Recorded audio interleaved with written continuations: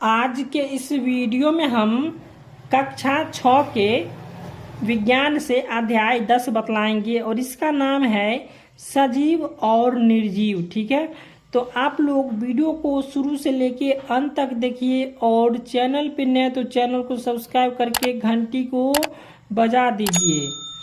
तो प्रश्न की ओर हम बढ़ते हैं। तो चलिए, इसमें किताब में पहला प्रश्न दिया हुआ है, सही उत्तर चुनिए। चलिए देख लीजिए इसमें क्या दिया हुआ है। तो यहाँ पे एक में दिया हुआ है क्या, सही उत्तर चुनिए। तो इसका क में है कि निम्न में निर्जीव है। तो इसमें निर्जीव कौन हो जाएगा, तो यहाँ पे हो जाएगा रेलगाड़ी। इसका हो जाएगा ऑप्शन नंबर 4 सही हो जाएगा। ठीक है, अब यहाँ पे ख में है निम्न में सजीव है। तो सजीव कौन हो जाएगा इसमें, कुर्सी, मेज, पत्थर, बीज। इस चारों में से कौन हो जाएगा, ऑप्शन नंबर 4 हो जाएगा बीज। उसके बाद गौ में है सजीव के मुख्य लक्षण नहीं है।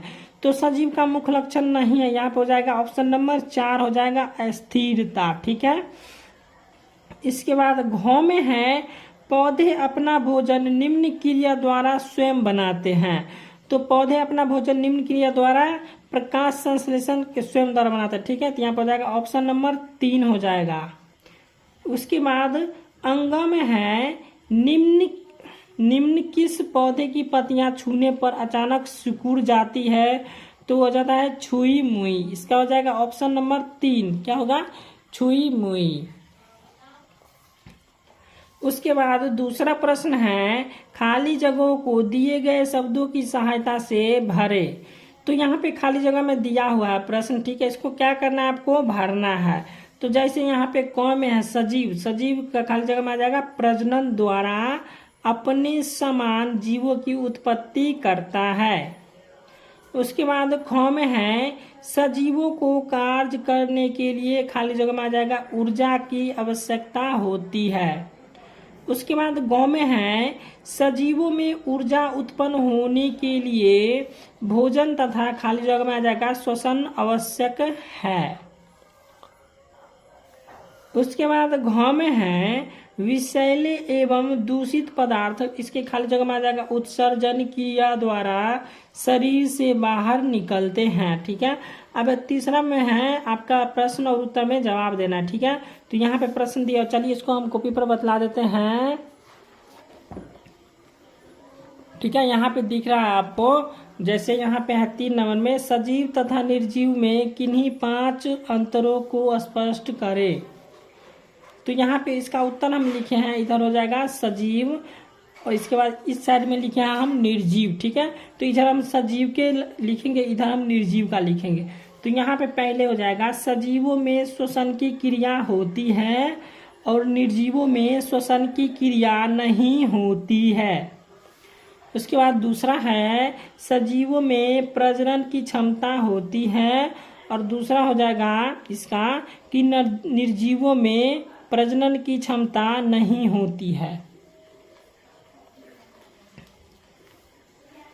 तीसरा में है सजीवों में वृद्धि होती है और तीसरा हो जाएगा इसका कि निर्जीवों में वृद्धि नहीं होती है।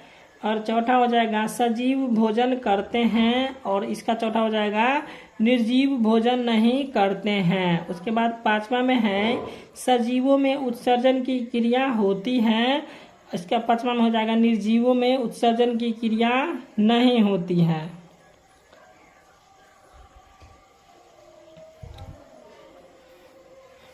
अब 4 नंबर प्रश्न है, गाड़ी गतिमान है लेकिन यह सजीव नहीं है, कैसे।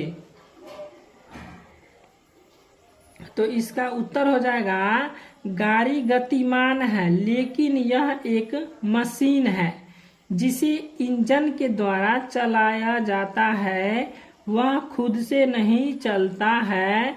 गाड़ी श्वसन नहीं करती, उसमें उद्दीपन की प्रति कोई अनुक्रिया नहीं होती, इसलिए यह सजीव नहीं है।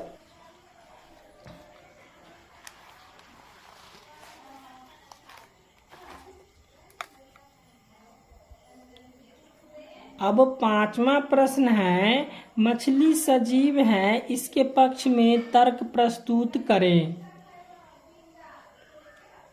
तो इसका उत्तर होगा कि मछली सजीव है, इसके पक्ष में निम्नलिखित तर्क दिए जा सकते हैं।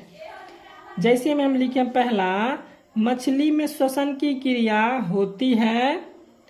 उसके बाद दो में है ये गति एवं वृद्धि करती है। उसके बाद तीसरा में है कि इसमें प्रजनन की क्षमता होती है।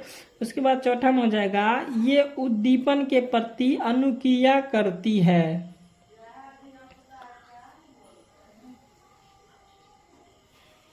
उसके बाद छठा प्रश्न है, आपकी कक्षा में रखी मेज कुर्सी निर्जीव है, तर्क दे।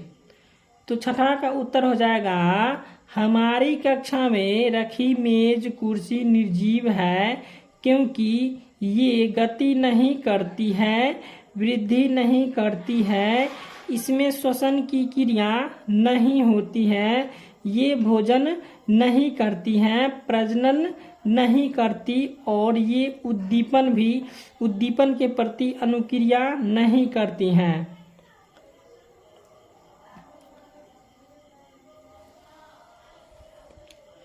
अब सातवां प्रश्न है, किसी ऐसे निर्जीव वस्तु का उदाहरण दीजिए जिसमें सजीवों के दो लक्षण परिलक्षित होते हैं। तो जैसे यहाँ पे उत्तर में लिखे गाड़ी, मोटर, ये सजीव के तरह गति करते हैं और इसे सजीव के तरह भोजन की आवश्यकता पड़ती है और उत्सर्जन की क्रिया करते हैं।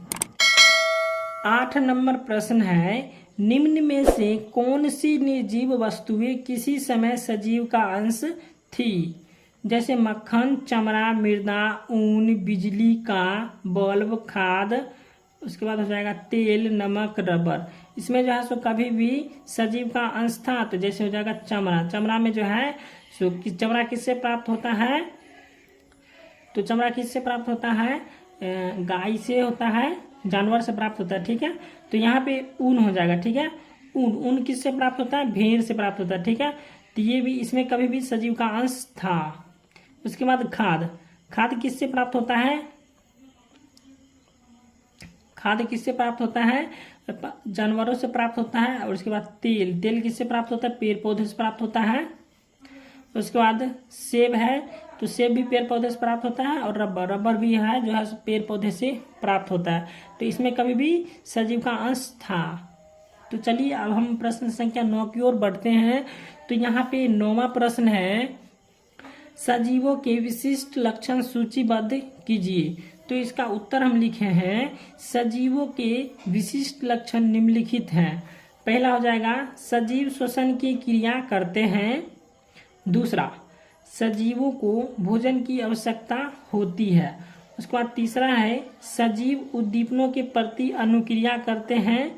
उसके बाद चौथा हो जाएगा सजीवों में प्रजनन की क्षमता होती है। उसके बाद पांचवा हो जाएगा सजीव गति एवं वृद्धि करते हैं।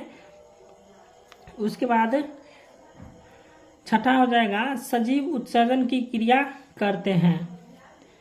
तो इतना ही तक आपका प्रश्न था।